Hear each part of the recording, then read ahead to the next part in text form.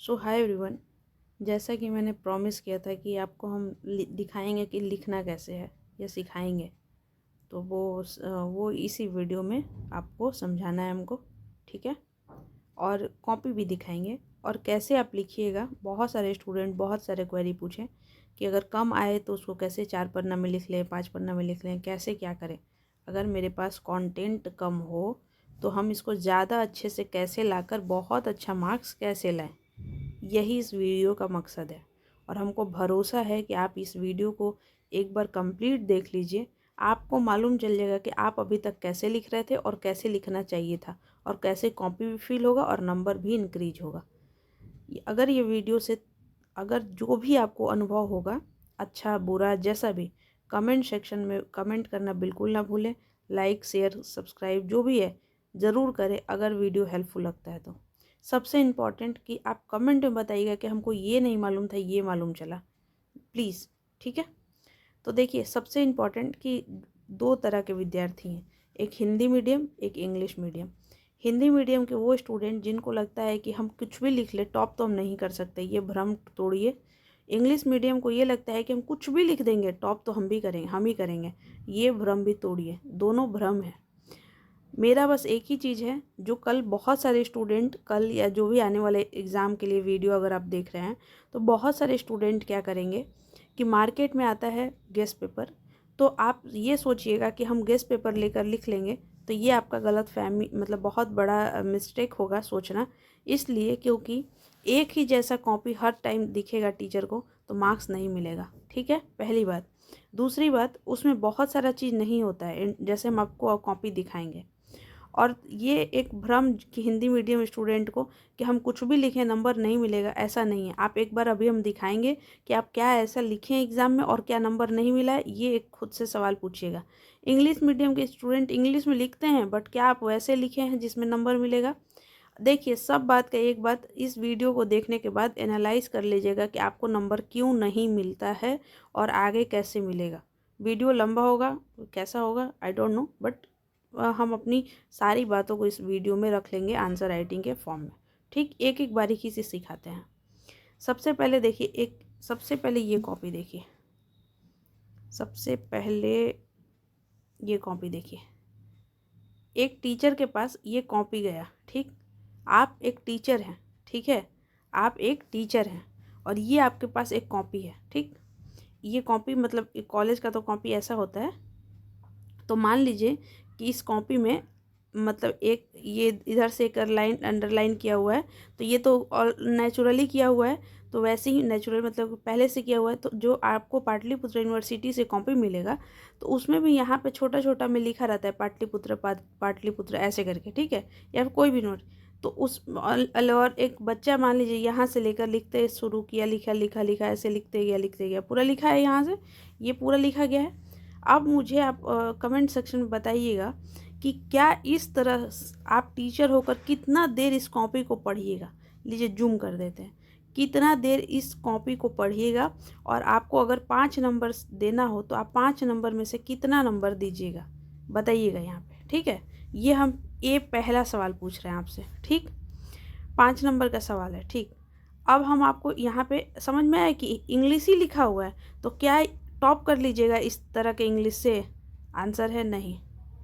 अब हम आपको और कॉपी दिखाते हैं। देखिए, अब देखिए यहाँ पे एक ये कॉपी देखिए, उसी कॉपी को थोड़ा सा मतलब अगर किया जाए उसी चीज़ को, उस यही चीज़ को अगर लिखा गया है, ये कॉपी देखिए, मतलब ये पन्ना देखिए, यहाँ पे कुछ लाइन लिखा हुआ है। हम ये नहीं कह रहे क्या लिखा है, नहीं है, उसका बाद का बात है, मार्क्स की बात हो रही है यहाँ पे, ठीक है, मार्क्स की बात हो रही है।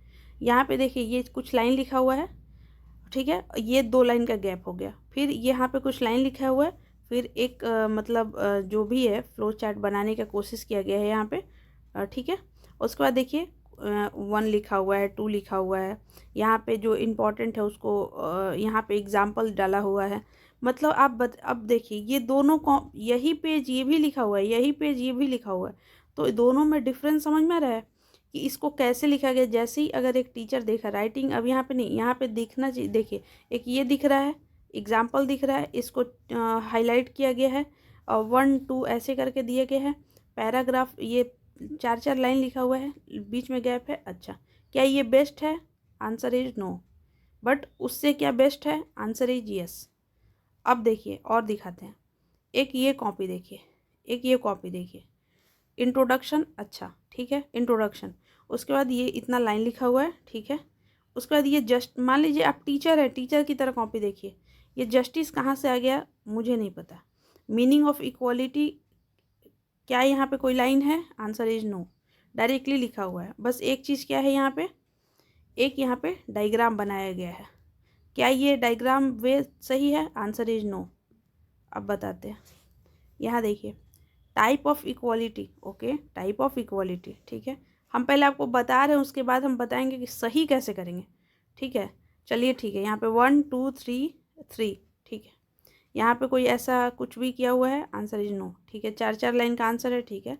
लास्ट में क्या दिया हुआ है? कंक्लूजन, गुड, ठीक है, ठीक। एक तरह का ये भी देखिए, वोटिंग बिहेवियर पे लिखा हुआ है।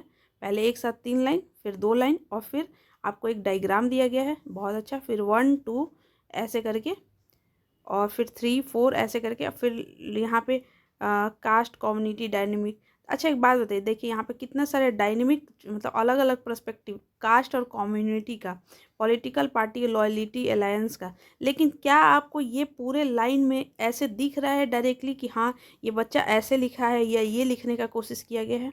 नहीं। ये बच्चे का बुद्धि कम है? Answer is no. बच्चे का बुद्धि ज़्यादा है? Answer is yes.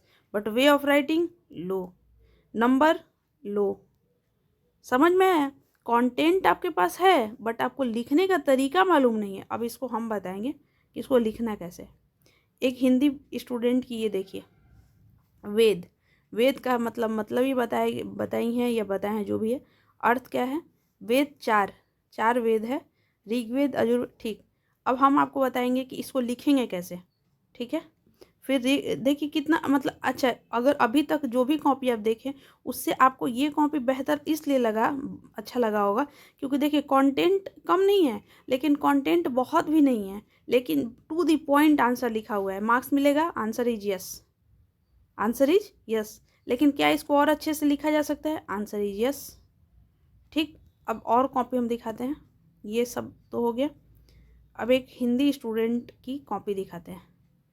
देखिए, topic is non alignment movement. बहुत लोग जानते होंगे, बहुत लोग नहीं जानते होंगे। नॉन अलाइनमेंट मूवमेंट का ये डायग्राम है, ठीक है। मतलब ये symbol of non alignment movement, ठीक है।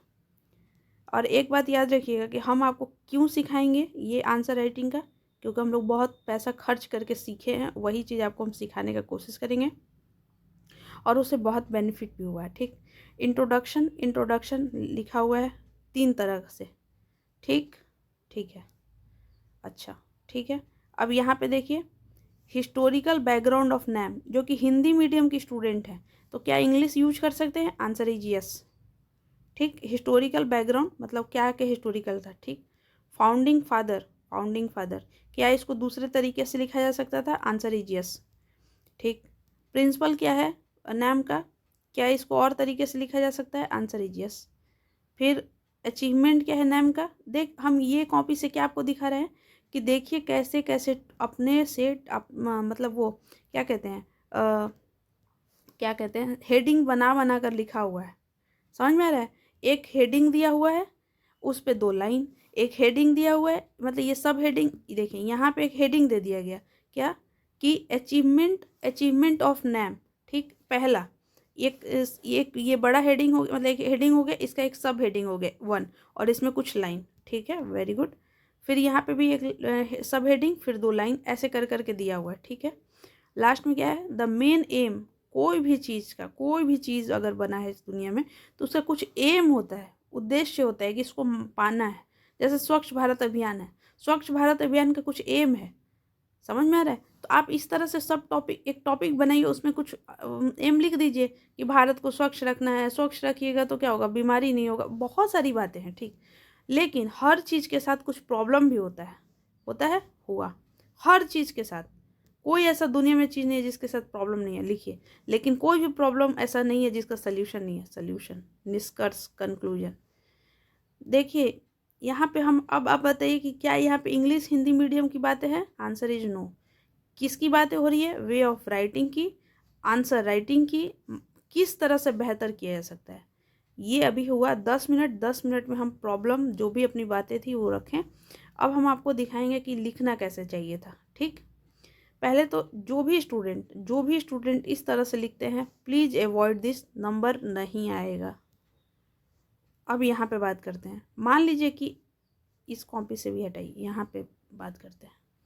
जैसे मान लीजिए कि आपके पास एक क्वेश्चन दिया हुआ है, तो क्वेश्चन का यहाँ पे जो भी क्वेश्चन नंबर 1 और एक आंसर लिखिए। ठीक, ये इंट्रोडक्शन आपको यहाँ पे लिखने की आवश्यकता नहीं है, ये लिखने की आवश्यकता नहीं है। ठीक, डायरेक्टली आंसर यहाँ से स्टार्ट करेंगे। Equality is one of the fundamental value of human society and it is the said to be that equality is the foundation of modern democracy system. मतलब क्या कह रहे हैं कि देखिए यहाँ से स्टार्ट किए, एक जहाँ तक आप एक ये पॉइंट दे रहे हैं, ठीक है, वहाँ तक आप एक अपनी बातों को कंप्लीट करके उस लाइन को वहीं से स्टॉप करिए। ठीक, उससे क्या होगा कि आपका इंट्रोडक्शन 2-3 लाइन से ज़्यादा का नहीं होना चाहिए। इंट्रोडक्शन कैसे देंगे? चाहे आप कोई चीज़ को डिफ़ाइन कर दीजिए कि ये चीज़ ऐसे ऐसे है, कोई चीज़ का आप डाटा दे दीजिए कि ये जो है यूनाइटेड नेशन के हिसाब से या इंडिया के बजट के हिसाब से, सर्वे के हिसाब से, कुछ के भी हिसाब से आप डाटा दे दीजिए, डिफ़ाइन कर दीजिए। या आप किसी की बातें कहे हुआ लिख दीजिए। जैसे कि मान लीजिए कि आपको दिया हुआ है स्वच्छ भारत अभियान का, तो महात्मा गांधी का कुछ जो 2 लाइन 3 लाइन जो है उससे स्टार्ट कर लीजिए और नीचे लिखिए महात्मा गांधी जी, ऐसे करके। ठीक है, तो ये 2-3 डिफिनेशन, डाटा, कोटेशन, मेरे अनुसार अभी हमको 3 याद आ रहा है, तो इस तरह से आप इंट्रोडक्शन स्टार्ट कर सकते हैं। ठीक, उसके बाद इंट्रोडक्शन के बाद कोशिश ये करनी चाहिए कि आपका इंट्रोडक्शन में और नीचे वाला पैरा में थोड़ा सा डिफरेंस होना चाहिए। जैसे कि देखिए यहाँ पे इंट्रोडक्शन लिखा गया है, ठीक है। अब मान लीजिए कि हमको बताना है मीनिंग ऑफ इक्वालिटी। आप अपना कंटेंट याद रखिएगा, जिसके भी सब्जेक्ट के आप स्टूडेंट हैं, अपना कंटेंट दिमाग में, हम बस एक एग्जाम्पल बता रहे हैं। अब यहाँ पे क्या होना चाहिए था? Meaning of equality. ठीक, एक बन गया ब्रैकेट। ठीक, अब सुंदर भी लग रहा है देखने में। मीनिंग ऑफ इक्वालिटी में 2 लाइन लिख दिए, स्टॉप कर दिए, हो गया, समझ में आया? अब आपके कॉपी में, इस कॉपी में क्या क्या दिख रहा है? इंट्रोडक्शन 2-3 लाइन का दिख रहा है, फिर आपने एक हेडिंग बनाया और उसमें 2 तरह का लाइन, 2 लाइन लिखा किसी भी टॉपिक पे। ठीक, उस पेज पे अब कोई फ्लो चार्ट मत बनाइए, पेज भी तो फिल करना है, उसको अब रहने दीजिए।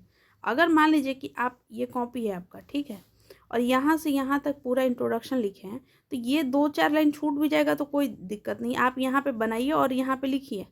ये छूट भी गया, कोई दिक्कत नहीं, कोई दिक्कत नहीं। ठीक, अच्छा, पहले सबसे इम्पॉर्टेंट चीज़ है कि हम दिखाएंगे आपको, कॉपी भी दिखाएंगे। अच्छा, जब इसको बनाना है तो आपको कोई भी डायग्राम बनाना चाहिए, कोई भी डायग्राम बनाना चाहिए तो उसको बॉक्स में फिल कर देना चाहिए। ये हम लोग अब सीखे, ठीक है। इसको हम लोग क्या करना चाहिए, हम लोग को कैसे इरेज होगा, हाँ, तो देखिए कोई भी डायग्राम हो, अरे भाई, कोई भी डायग्राम हो तो आपको क्या करना चाहिए, यहाँ पे एक, इसी को कहते हैं कि कोई चीज़ टेक्नोलॉजी ना आना, हाँ, तो यहाँ पे डायग्राम नंबर 1 लिख दीजिए, टीचर एकदम खुश हो जाएगा। Diagram number 1। अब देखिए क्या तरीका से लिखा, क्या टीचर एकदम अच्छे से समझ जाएगा। ये मत लाइन को ब्रेक मत कर दीजिएगा, मतलब यहाँ से होना चाहिए, आपकी कॉपी के अंदर ही ये बॉक्स बना होना चाहिए। और डायग्राम नंबर 1, जितना अपने आंसर में डायग्राम बनाइएगा, मतलब इसको फ्लो चार्ट कहते हैं, उतना लिखिएगा, 1 2 3 4। टीचर एकदम मार्क्स देगा। क्या आपके गेस्ट पेपर में है? नहीं। क्या ये बहुत हार्ड है, रॉकेट साइंस है? आंसर इज नो, बहुत नॉर्मल चीज़ है, बहुत नॉर्मल। इतना लाइन नहीं भी लिखिएगा, मत लिखिए।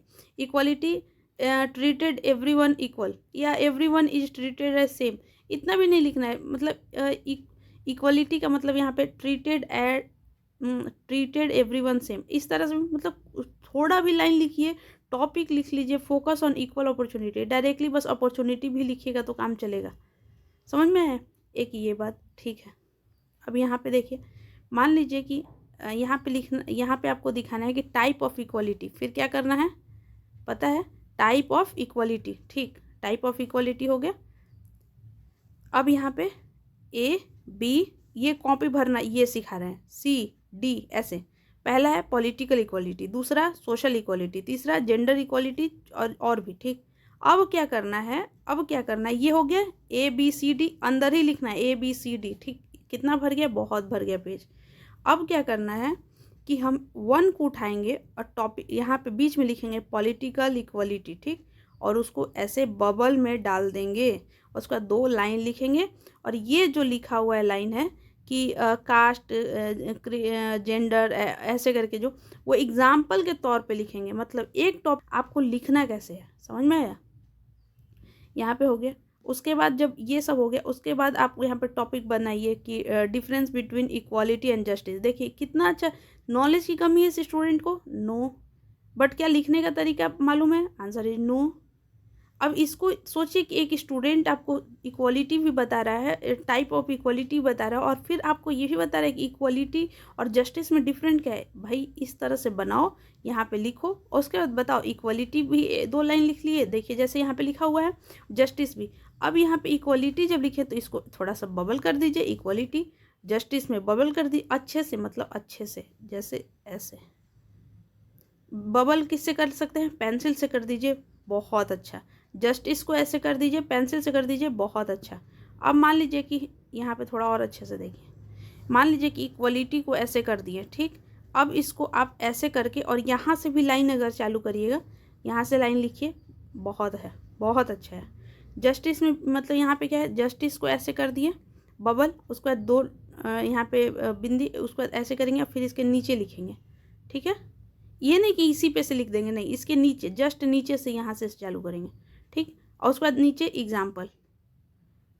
ठीक है, जब UPSC का मेंस लिखेगा ना, कब मतलब जो भी स्टूडेंट लिखेंगे एग्जाम्पल ना, उसमें EG भी नहीं लिखा जाता है, एग्जाम्पल, समझ में? गुड का मतलब ये वो गुड नाइट वाला जी, और गुड नाइट वाला नहीं, गुड नाइट पूरा फुल, समझ में है?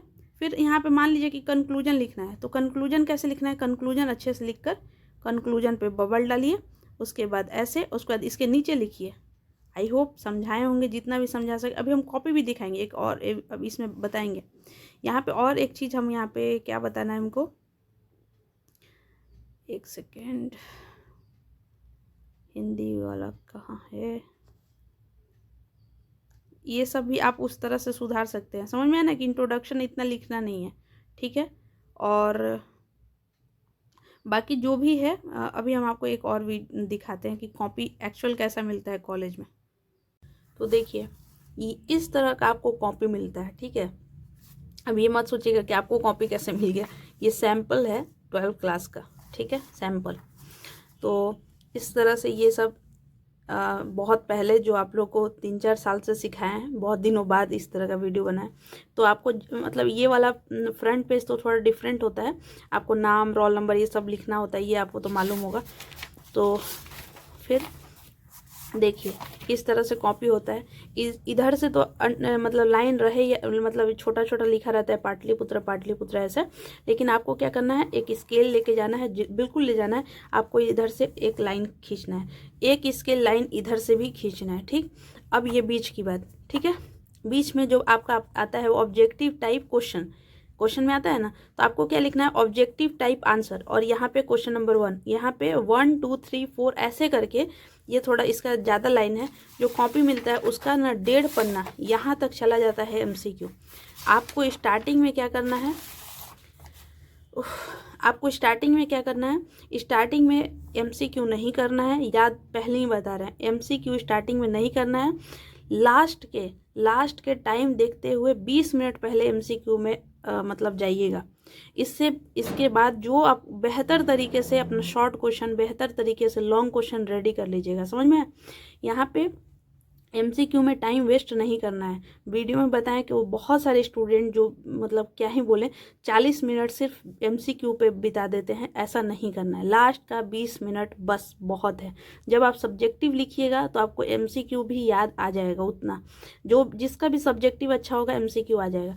तो लेकिन ये काम करके रखना है 1 2 3 4 5 6 7 8 9, और इधर जो भी है एक एक लाइन छोड़ छोड़ के, एक एक लाइन छोड़ छोड़ के, ठीक, कि आपको बस उस टाइम BCA जो भी भरना होगा वो भर लीजिएगा। ठीक, एक चीज़ हो गया, कितना पेज खत्म हो गया, 1.5 पन्ना। ठीक, अब आपको यहाँ पे group B short answer type question उस पर लिखा रहता है, आपको क्या करना है 2 लाइन में लिखना है group B short type answer, ये बात यहाँ पे लिखना है। ठीक, अभी एक सेकेंड, आप लोग भी सोचिएगा क्या ही करवा रहे हैं। ये देखिए जैसे सेमेस्टर 3 का मेरा पेपर है। ठीक, अब इसी तरह से आप लोग का ही पैटर्न है, वही MCQ शॉर्ट लॉन्ग। तो हम यहाँ पे एक चीज़ सिखाना चाहते हैं। देखिए 4 क्वेश्चन लिखना है, आप लोग को ही लिखना है। जैसे मान लीजिए एक क्वेश्चन दिया है, briefly discuss the Marxist tradition in social movement. तो यहाँ पे टॉपिक क्या है, आप लोग बताइए टॉपिक क्या है। टॉपिक है यहाँ पे Marxist tradition in social movement, यानी कि सामाजिक आंदोलन, मतलब यहाँ पे मार्क्सवादी परंपरा, इस तरह से जो भी टॉपिक है। यहाँ पे टॉपिक क्या है, discuss the role of tribal community in freedom movement in India. तो टॉपिक क्या है, tribal community. Topic discuss the successor of क्या है, द्रविडियन मूवमेंट। टॉपिक क्या है, द्रविडियन मूवमेंट। इससे क्या होगा, देखिए यहाँ पे कोई टॉपिक होगा उस टाइम, तो यहाँ पे वो टॉपिक लिख दीजिए और एक लाइन लिखिए। एक लाइन लिखिए, मतलब मान लीजिए कि क्वेश्चन नंबर 3 हमको आता है, मतलब 2 आता है, तो हम यहाँ पे क्वेश्चन नंबर 2 आंसर उस टॉपिक का, मतलब यहाँ पे थोड़ा नीचे, और उस टॉपिक का हम पहले नाम लिख देंगे कि ये टॉपिक का आंसर है, और यहाँ पे एक लाइन लिखे। उसके बाद यहाँ पे कुछ लाइन लिखे इंट्रोडक्शन वाला, याद है ना। उसके बाद जो भी आपको डायग्राम बनाना है, जो भी आपको फ्लो चार्ट बनाना है, उस बहुत सारे फ्लो चार्ट आपको हम बताए हैं। जैसे ये नॉर्थ साउथ दिखाना है, कई तरह का दिखाना है, इंडिया का मैप, बहुत सारे इंटरनेशनल रिलेशन बताना है। इस तरह से ये एक वीडियो है, उसमें हम 45 या 65 तरीके का डायग्राम बताए हैं। वो वीडियो का हम लिंक ज़रूर आपको डिस्क्रिप्शन बॉक्स में देंगे, ठीक है। उसके बाद वो आप इस पेज पे आपको डायग्राम नहीं बनाना है। यहाँ पे इंट्रोडक्शन लिख लिए, फिर कुछ लाइन छोड़ के एक मतलब कोई जो है कुछ पैराग्राफ लिख लीजिएगा, ताकि ये पेज पूरा फिल हो जाए। एक पेज हो गया। जब दूसरे पेज में आइएगा तब एक डायग्राम बड़ा सा बनाइएगा, कोई भी चूज करके, चाहे कोई भी इसमें से जो भी आपको अच्छा लगे, जो भी आपको डायग्राम आ रहा है। कोई स्टूडेंट कहता है कि डायग्राम हर सब्जेक्ट में थोड़ी ना बन सकता, क्यों नहीं बन सकता। अगर आपको बताना है कि ये जो है वो 4 तरह के लोग इसका पढ़ाई किए हैं, 4 तरह का लोग ही ना बताना है। बताइए इस तरह से ऐसे करके, 1 तरह, 2 तरह, 3 तरह, 4 बताइए। कुछ सब्जेक्ट है जिसमें नहीं बन पाएगा, तो उसमें भी ट्राई कैसे करना है कि साफ साफ लिखना है। जैसे मान लीजिए कि 4 लाइन लिखे, एग्जाम्पल लिखना है, तो एग्जाम्पल 1 लाइन छोड़ दिए, फिर एग्जाम्पल लिखें। एग्जाम्पल भी ऐसे ऐसे मत लिख दीजिए, एग्जाम्पल 1, 2, 3, 4 एग्जाम्पल दीजिए। समझ में कि माइंड में बस एक चीज़ होना चाहिए कि हमको अच्छे कंटेंट के साथ कॉपी फिल करना है, ठीक। यहाँ पे डायग्राम बना लिए, जो भी है। कितना पेज हो गया मेरा, 2 पेज हो गया, और हम यहाँ से स्टार्ट किया था, 2.5 पेज हो गया, और इसका कुछ पॉइंट लिखेंगे यहाँ पे। बस 5 नंबर के लिए काफ़ी है। समझ में आए, 5 नंबर के लिए काफ़ी है। और 10 नंबर के लिए क्या करना है, ये दोनों पन्ना 2, इसका दोनों 4, और इसका हाफ 5 जो है 10 नंबर के लिए, और 2.5 जो भी यहाँ पे बताए हैं वो आपको करना है 5 नंबर के लिए। जैसे यहाँ पे भी देखिए ग्रुप ए, यहाँ पे फिर ग्रुप, ऐसे करके हम यहाँ पे जो भी स्टूडेंट कुछ टाइम बताए होंगे ये सब उसी का है। लास्ट में कंक्लूजन लिखना बिल्कुल नहीं भूलना है, कंक्लूजन लिख कर लिखना है, मतलब ये वर्ड लिखना है कंक्लूजन, उसके बाद वो शब्द जो है वो फिर 2-4 लाइन लिखना है, ठीक। आई होप समझ में आया होगा। इसके बाद भी अगर कोई दिक्कत है आपको कमेंट सेक्शन में बताइएगा, और इसके बाद भी अगर लाइक, कमेंट, शेयर, सब्सक्राइब नहीं हो रहा है तो ये मेरा दुर्भाग्य है। So thank you so much. और थोड़ा सा लग रहा है कि थक गए, क्योंकि हम खड़ा होकर ये वीडियो बना रहे हैं और कब से बोल रहे हैं, इसलिए और कोई दिक्कत नहीं है, ठीक है। सब ठीक है। कल अच्छे से एग्ज़ाम दीजिए। आई होप कल बहुत खुशी आप लोग घर आइए। कोई भी स्टूडेंट मुझे व्हाट्सअप का जो नंबर दिया है नीचे, उस पर अपना पेपर ज़रूर सेंड कर दीजिएगा, ताकि हम शाम में उसका MCQ करवा दें। Thank you so much. Wish you all the best.